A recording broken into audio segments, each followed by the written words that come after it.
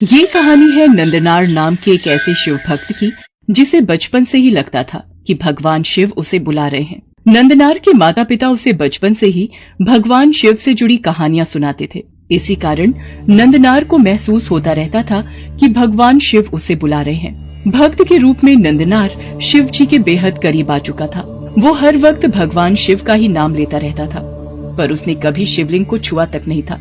नंदनार एक बंधुआ मजदूर था, इसलिए वो समाज में एक अछूत के समान जीवन जी रहा था। जहाँ नंदनार रहता था वहाँ से लगभग 25 किलोमीटर दूर प्रसिद्ध शिव मंदिर था। नंदनार हमेशा से इस मंदिर में जाना चाहता था, मगर अपने मालिक के कहे बिना नंदनार कहीं भी नहीं जा सकता था। नंदनार ने कई बार जमींदार को अपनी बात समझाने की कोशिश की, पर जमींदार नहीं माना। मालिक, मैं सिर्फ एक दिन के लिए मंदिर जाकर वापस आ जाऊंगा। मेरी बड़ी इच्छा है भगवान शिव के दर्शन करने की। अभी तो तू नहीं जा सकता, तेरा जाना मुश्किल है। बहुत काम पड़ा है। आज निराई करनी है, कल खाद डालनी है, परसों तुम्हें जमीन जोतनी है। नहीं नहीं, मैं तुम्हें अभी कहीं भी जाने की इजाजत नहीं दे सकता। तुम एक भी दिन बर्बाद नहीं कर सकते। तुम वैसे ही किसी काम के नहीं हो, तुम मंदिर जाने के बहाने एक पूरा दिन बर्बाद करना चाहते हो, नहीं? जमींदार ने नंदनार को कहीं भी जाने के लिए साफ मना कर दिया, मगर नंदनार के मन में भगवान शिव के मंदिर जाने की इच्छा कम नहीं हुई। नंदनार बस एक बार अपने भगवान शिव के दर्शन करना चाहता था। एक दिन उसके पूरे शरीर में एक नई तरह की ऊर्जा फड़कने लगी। न जाने उसमें वो हिम्मत कहां से आई। वो जाकर जमींदार के सामने एक अलग तरह के गौरव के साथ जाकर खड़ा हो गया, जिस तरह का गौरव एक बंधुआ मजदूर जानता ही नहीं था, न ही उसके पास होने की कल्पना की जाती है। मालिक, मुझे बस एक बार शिव मंदिर जाने की आज्ञा दे दो, आपका बड़ा एहसान होगा। मैं तेरा क्या करूं? तू फिर से शुरू हो गया, मूर्ख कहीं के। पिछली बार तेरी माँ बीमार थी, उससे पहले बहन की शादी थी, उससे पहले तेरी दादी 3 बार मरी। अब तू मंदिर जाना चाहता है? ये सब नहीं हो सकता। मालिक, उसकी चिंता आप मत करो, मैं आज ही सारा काम कर दूंगा। कल सिर्फ एक दिन की बात है, मैं जाकर जल्दी वापस आ जाऊंगा। नंदनार अपनी जिद पर अड़ा रहा, जिसके आगे जमींदार ने हार मानकर कहा, ठीक है, जाओ, लेकिन जाने से पहले तुम्हें पूरे 40 एकड़ जमीन को जोतना होगा। अभी शाम है, सुबह से पहले तुम जुताई पूरी करके ही मंदिर जा सकते हो। नंदनार को पता था कि ये कार्य करना उसके लिए बिल्कुल असंभव है, इसलिए वो चुपचाप सोने चला गया।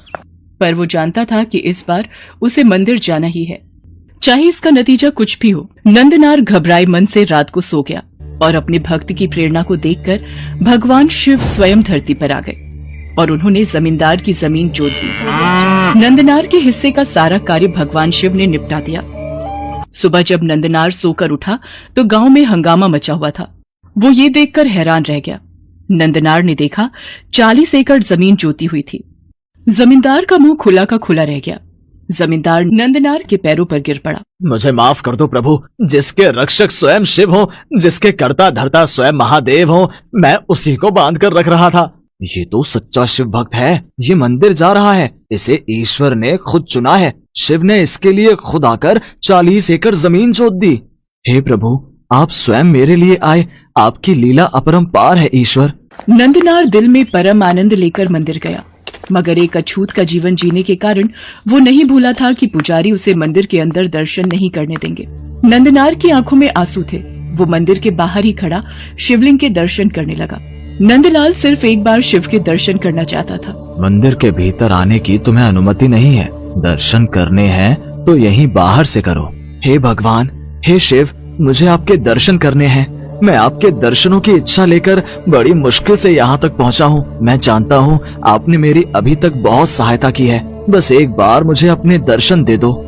मंदिर के पुजारी ने नंदनार को मंदिर में आने के लिए मना कर दिया। तब भगवान शिव ने अपने भक्त के लिए अपना एक और चमत्कार दिखाया, जिसे देखकर मंदिर के पुजारी और भक्तों के रोंगटे खड़े हो गए। शिवलिंग के ठीक आगे नंदी की एक विशाल मूर्ति थी।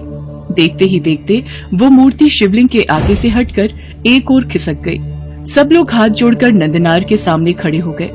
वो गरीब मजदूर अपने दोनों हाथ उठाकर हर हर महादेव का गुणगान कर रहा था, जय शिव शंकर बोल रहा था। और इसी कारण जिस बंधुआ मजदूर का कोई नाम नहीं था, उसे लोग नंदनार कहकर बुलाने लगे और आगे चलकर नंदनार संत नंदनार बन गए। ओम नमः शिवाय, ओम नमः शिवाय।